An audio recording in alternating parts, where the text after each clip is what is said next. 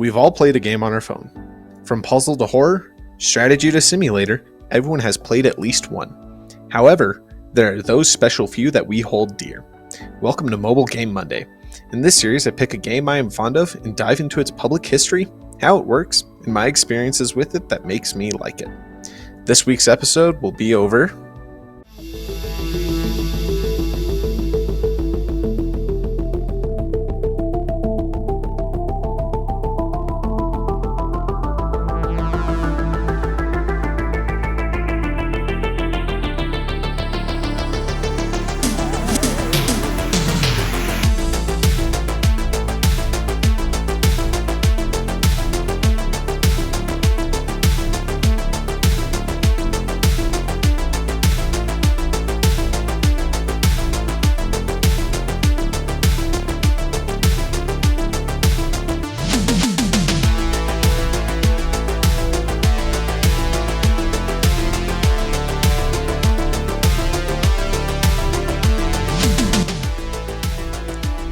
Angry Birds is an interesting game, as it was a simple free-to-play game that spawned loads of spin-off, including today's game, Angry Birds Transformers.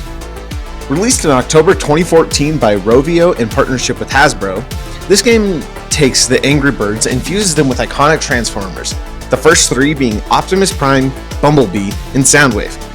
The wiki lists it as a running gun. Since I'm not familiar with that term, I'm going to be calling it an on-the-rails shooter. The game has received many updates over the years and utilized the telepods feature, which they were little toys that you could buy, scan them into the game, and it would buff them up.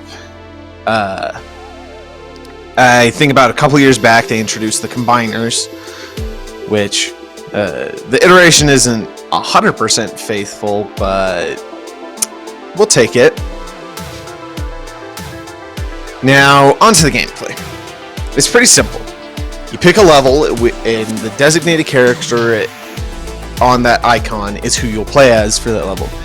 You'll pick a partner. If you sign into Facebook, you get 3 options instead of 2, and you can pick between a person who's stronger and has 5 seconds, or someone who lasts longer on the field with you and lasts 10 seconds.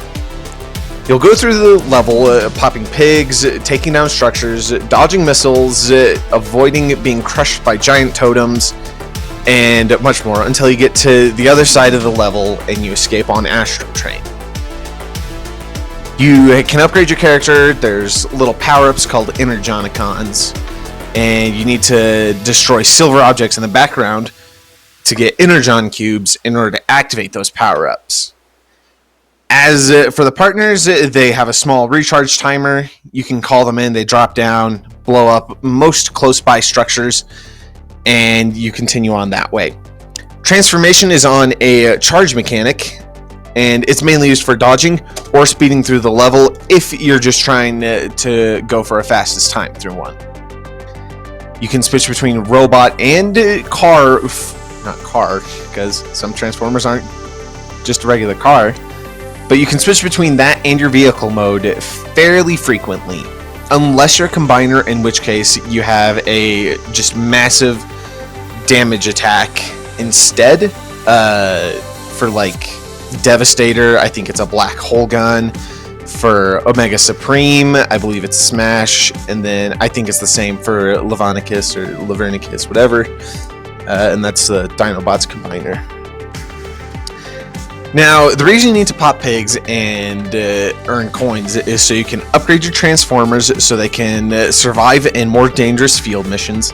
And the reason you pop pigs is so that you can unlock new characters, such as Jazz, Bludgeon, Thundercracker.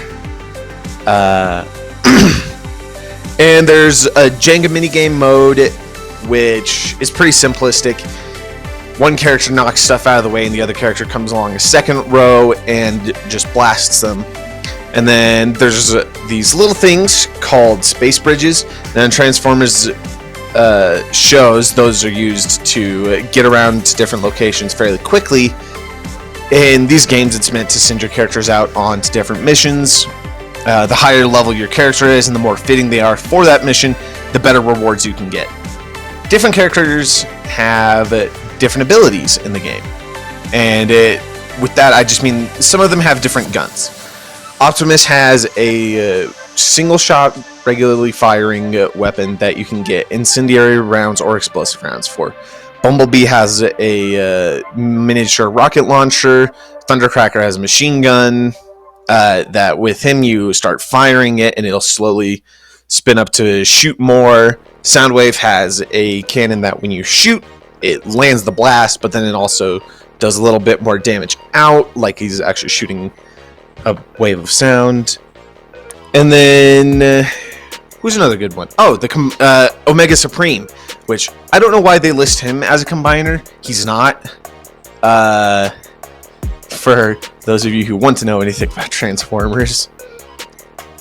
But Omega Supremes is just a laser beam, but he also has a secondary thing that'll grab it with a gravity cannon, and then you can use it to swing a block or a pig or a rocket into other structures.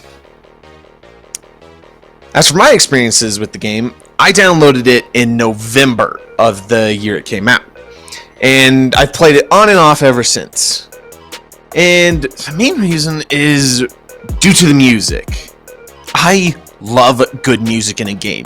It's very retro. It fits the G1 version of Transformers very heavily, which is where they pull most of their designs from. The only ones that have really gotten a change are Lockdown and Megatron, and that's because they wanted them to represent their movie counterparts more closely. The game doesn't require a lot of skill, and it's good to pull out on a flight or while waiting for a haircut. Do I recommend it? Well, yes.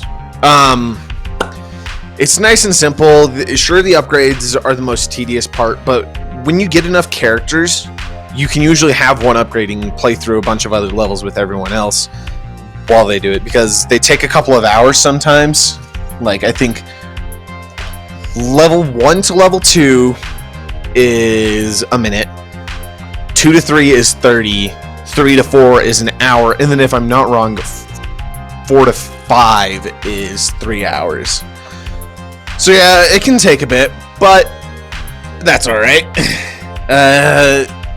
There's a gym mechanic in the game that's mainly used to like just speed up stuff. It's also how you get combiners and some other characters.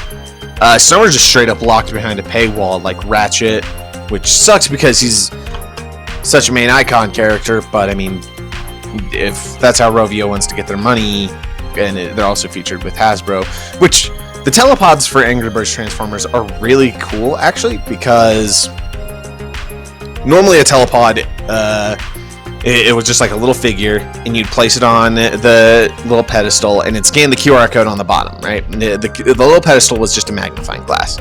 These ones actually transformed between like robots and characters, so that was actually kind of cool how they did that. But I do recommend the game. It's mainly if you want a good gateway into Transformers. It's pretty simple. It can get you affiliated with some of the characters' names and a general idea of what their powers can do. If you're looking for a good Transformers show to watch, I'd recommend Transformers Prime.